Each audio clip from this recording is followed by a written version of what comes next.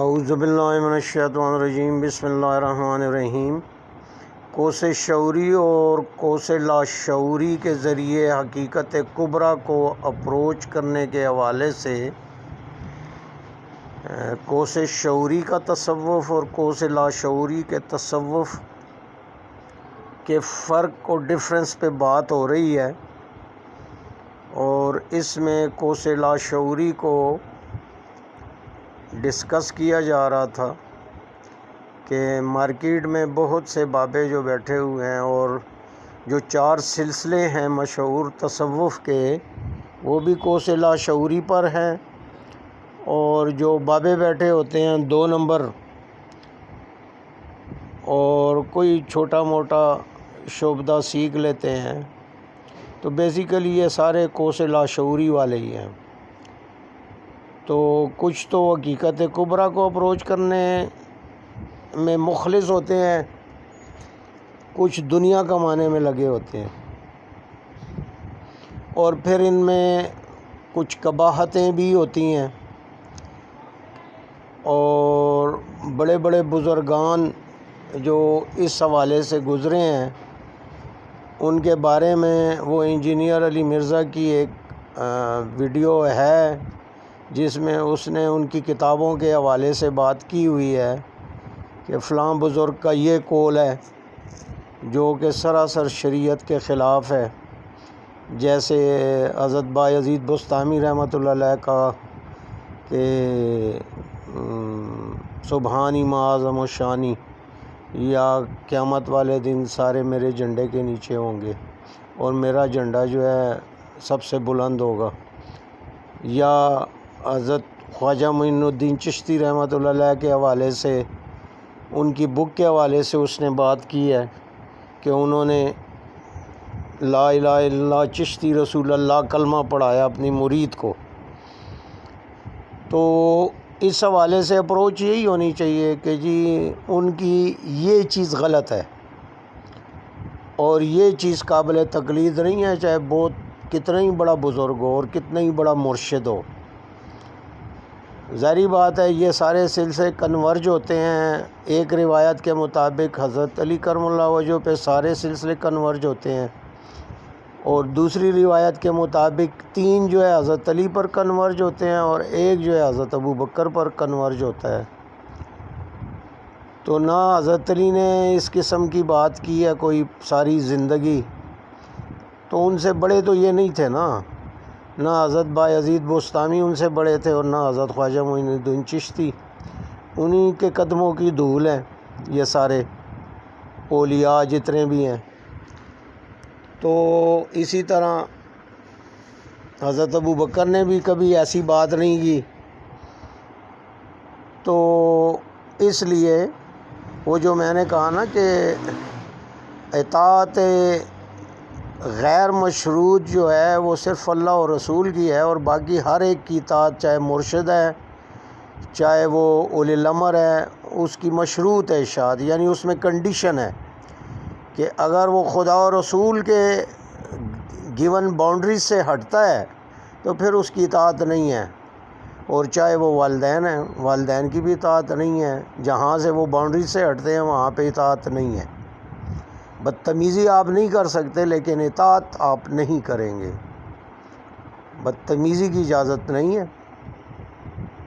تو بیسیکلی یہ جو لاشعوری تصوف ہے ان کے باب آدم جو ہے ابن عربی کو سمجھا جاتا ہے، شیخ اکبر اس کو کہتے ہیں، ابن عربی، اور یہ بیسیکلی جب بنو عباس کے زمانے میں خلیفہ ہارون رشید اور مامون رشید کے زمانے میں جب یونانی فلسفے کی ٹرانسلیشنز ہوئیں اور وہاں کی بکس آئیں تو وہ اثرات مسلمانوں پر پڑے، اور مسلمانوں میں وہ سائنس کی بھی ایک ڈرائیو چلی جس کے تحت جو پھر بہت سے ہمیں مسلمان سائنسدان نظر آتے ہیں، اور وہ سائنسدان جن کو ہم مسلمان کہتے ہیں اگر آپ ان کے ایکچول عقائد پڑھ لیں تو وہ دین سے زیادہ تر، سارے نہیں لیکن زیادہ تر دین سے فارغ ہو چکے تھے وہ فلسفہ پڑھ کے۔ جیسے آج کل ہمارے لوگ جاتے ہیں ہائر سٹڈیز کے لیے، تو وہاں جا کے کئی حضرات، کئی پی ایچ ڈی ڈاکٹرز جو ہے وہ دین سے فارغ ہو جاتے ہیں سائنس پڑھ کے۔ 3 کو تو میں جانتا ہوں، ڈاکٹر سہیل زبیری فزکس کے، اور ڈاکٹر خالد سہیل سائیکالوجی کے، اور ڈاکٹر اسلم چوہان فزکس کے۔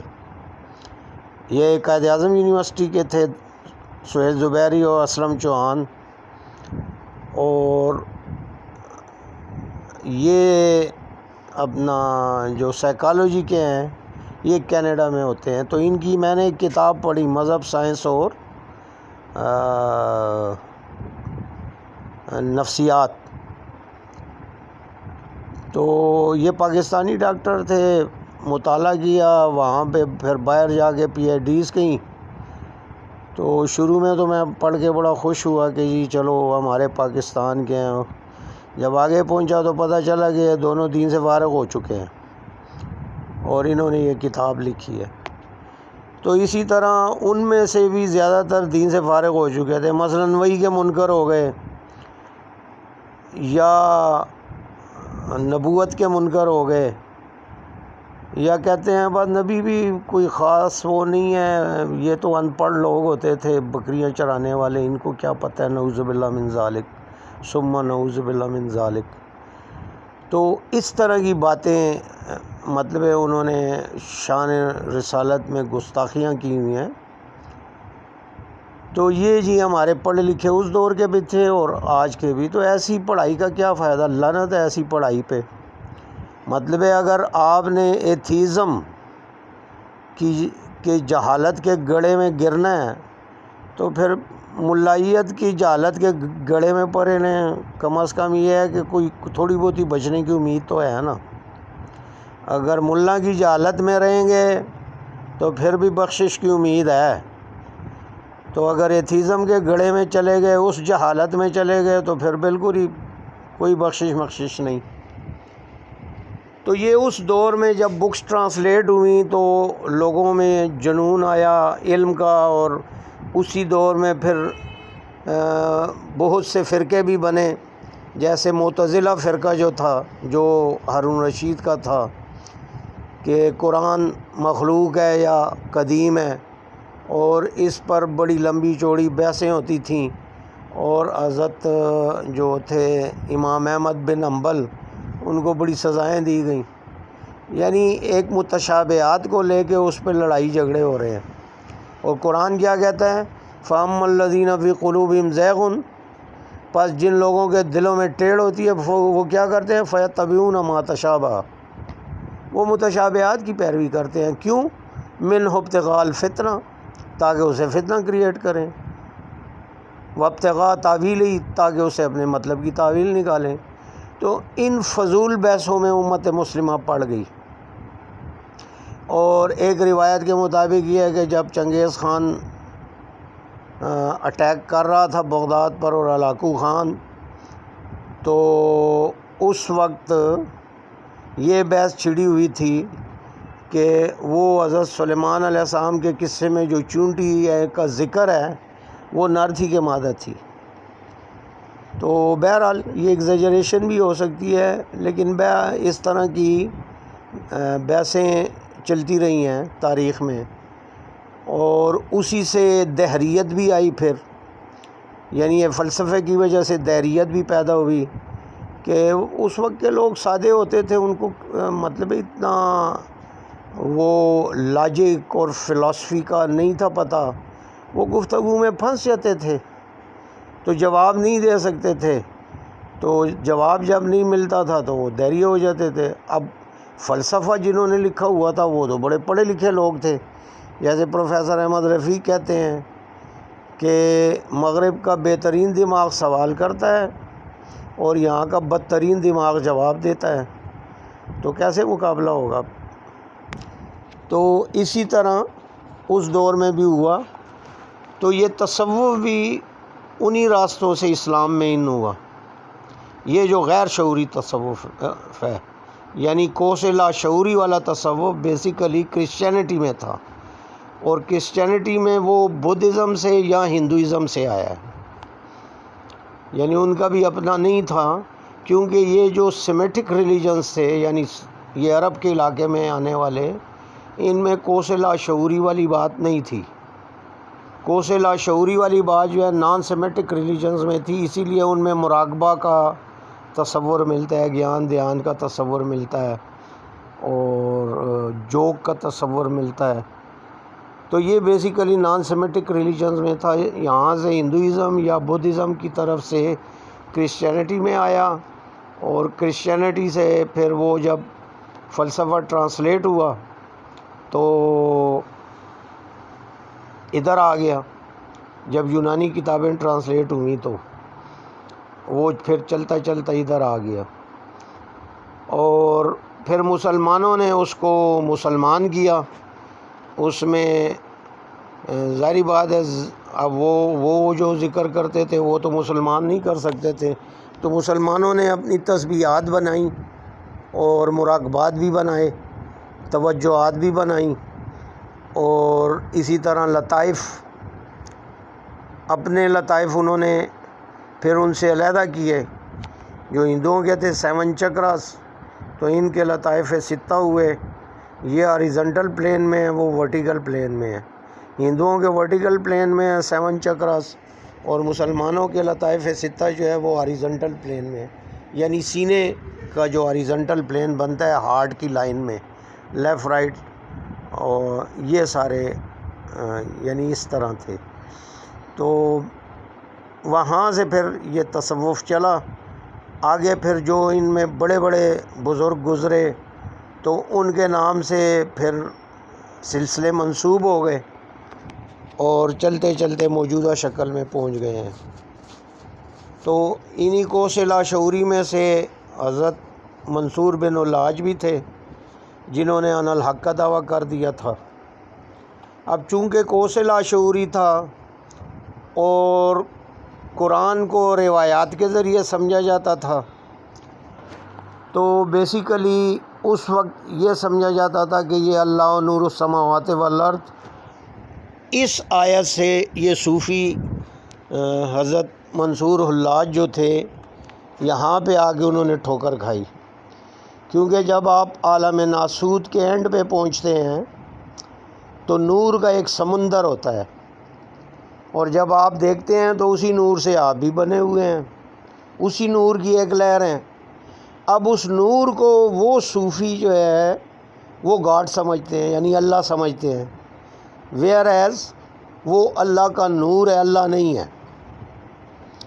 قرآن نے کہا ہے اللہ نور السماوات والارض، تو اس کا مطلب سمجھنے کے لیے لیس کمثلہ شیء ان کو ساتھ ملانا پڑتا ہے۔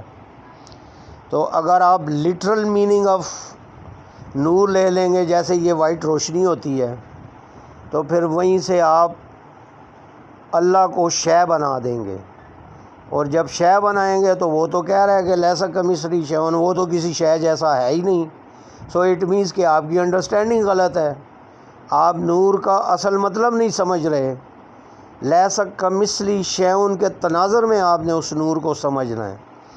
تو یہاں پھر اس نے ٹھوکر کھائی حضرت منصور الحاج نے، اور انہوں نے نعرہ حیدری بلند کر دیا کہ انا الحق، اور اگلوں نے ان کو لٹکا دیا۔ ظاہری بات ہے جب ایسی بات کریں گے تو، حالانکہ وہ کوس لاشعوری میں تھے، اور اس وقت ان پر شریعت لاگو کرنا وہ غلط تھی، کیونکہ ظاہری بات ہے جب اس ایکٹیسی کے عالم میں ہوتے ہیں تو وہ شعور سے کافی دور نکل چکے ہوتے ہیں۔ تو اب ان پہ شعوری شریعت کو لاگو کرنا، اسی لیے دیکھیں نا پاگل پہ شریعت لاگو نہیں ہوتی، نشے میں شریعت نہیں ہے، اسی طرح نیند میں شریعت نہیں ہے لاگو۔ وہ اسی لیے ہے کہ شریعت کا تعلق جو ہے شعور سے ہے۔ تو وہ لاشعور میں سفر کر رہے تھے، اور جب وہ پہنچے ایٹ دی اینڈ آف عالم ناسوت تو انہوں نے وہ نور کا سمندر دیکھا اور اس کو اللہ سمجھا، اور جب اپنے آپ کو دیکھا تو اسی نور سے وہ بھی بنے ہوئے ہیں، تو انہوں نے کہا بھئی اللہ بھی یہی ہے اور میں بھی یہی ہوں، تو بس انا الحق ہو گیا۔ تو یہاں پہ پھر بیسیکلی ان کی انڈرسٹینڈنگ کی غلطی تھی۔ تو اسی لیے اگر آپ نے روایات کی بنیاد پہ کانسیپٹس فارمولیشن کی ہوئی ہے تو پھر جب آپ کوس لاشعوری میں جا رہے ہوتے ہیں تو پھر بہت ٹھوکریں کھاتے ہیں۔ تو اسی لیے کانسیپٹ فارمولیشن اگر اس نے کی ہوتی قرآن کی بنیاد پہ تو پھر وہ یہاں پہ ٹھوکر نہ کھاتا اور اس سے آگے نکل جاتا۔ وہ ایک خاص دعا ہے جو پڑھتے ہیں اس جگہ پہ، تو پھر حقیقت کلیئر نظر آتی ہے کہ ہاں بھئی یہ تو کچھ اور ہے، یہ تو میں غلط سمجھ رہا تھا۔ تو جب وہ ذکر کریں گے وہاں پہنچ کے تو پھر آپ کو چیزیں درست پرسپیکٹیو میں نظر آئیں گی، کیونکہ چیزیں اپنی اوریجنل پرسپیکٹیو میں تو نظر نہیں آتی نا۔ جیسے دیکھیں ہر بندے کو آسمان اوپر نظر آتا ہے، حالانکہ زمین تو گلوب ہے، تو جو نچلی سائڈ پہ رہ رہے ہیں یا سائڈ پہ رہ رہے ہیں ان کو بھی آسمان اوپر ہی نظر آتا ہے، حالانکہ ان کو تو پھر سائڈ پہ نظر آنا چاہیے۔ تو چیزیں جو ہیں ٹرو پرسپیکٹیو میں نظر نہیں آتی۔ تو اسی طرح جب بندہ اداس ہو تو ہر چیز میں گلومی نظر آتا ہے، اور جب بندہ خوش ہو تو ہر چیز ہی خوشحال نظر آتی ہے۔ تو یہ کیفیات جو ہے ڈیفینیٹلی انسان کے پرسپیکٹیو پر اثر انداز ہوتی ہیں۔ تو یہ یعنی ہوا، اور یہاں پہ آ کے غلطی ہوئی اور یہ تصوف اس طرح اسلام میں داخل ہوا، اور پھر لوگوں نے اس کو تھوڑا مسلمان کر کے اور پھر اپنے سلسلے آگے چلائے۔ لیکن ہمارے جو صوفیاء تھے وہ بہت زیادہ ان سے پاورفل تھے، دوسرے صوفیاء، دوسرے مذاہب کے جو صوفیاء تھے۔ اب جو کوس شعوری کا تصوف تھا وہ حضور ختمی مرتبت کا تھا، صحابہ کرام کا تھا، اور ائمہ اہل بیت کا تھا۔ ائمہ اہل بیت کے بعد صرف قرآن ہوتا تھا۔ ابھی تو اہل تشیع نے بھی بہت سی کتابیں روایات کی بنا لی ہوئی ہیں نا، تو اہل بیت کے پاس صرف قرآن ہوتا تھا۔ جو کوئی بھی سوال کرتا تھا وہ قرآن سے ان کو جواب دیتے تھے کہ جی یہ تمہارا جواب اس آیت میں موجود ہے۔ ان کے پاس کوئی اصول کافی نہیں تھی، من لا یعذر الفقی نہیں تھی، استبصار نہیں تھی، تہذیب الاحکام نہیں تھی، بحار الانوار نہیں تھی۔ یہ احادیث کی کتابیں اہل تشیع کی۔ اور اسی طرح صحابہ کرام کے پاس بھی کوئی صحیح بخاری نہیں تھی، صحیح مسلم نہیں تھی۔ جو بندہ جو پوچھتا تھا اس کو قرآن سے ہی جواب ملتا تھا۔ تو یہ پھر شعوری تصوف جو ہے بعد میں غائب ہو گیا، اور لاشعوری تصوف جو تھا وہ مسلمانوں میں زیادہ پھیلا۔ تو ابھی موجودہ دور میں کچھ لوگ ایسے ہیں کہ جو دونوں کو تھوڑا سا مکس کر دیتے ہیں، یعنی زیادہ کانسیپٹ فارمولیشن روایات پہ کرتے ہیں اور ساتھ مطالعہ بھی کرتے ہیں، تو وہ تھوڑا سا ان دونوں کو مکس کر دیتے ہیں، لیکن برانڈ ان کا وہ لاشعوری تصوف میں ہی رہتا ہے۔ تو یہ ہے اوورآل دونوں کا فرق، اور یہ تصوف کی تاریخ ہے، اور اسی طرح آگے چل رہا ہے۔ وآخر الدعوانا ان الحمد للہ رب العالمین۔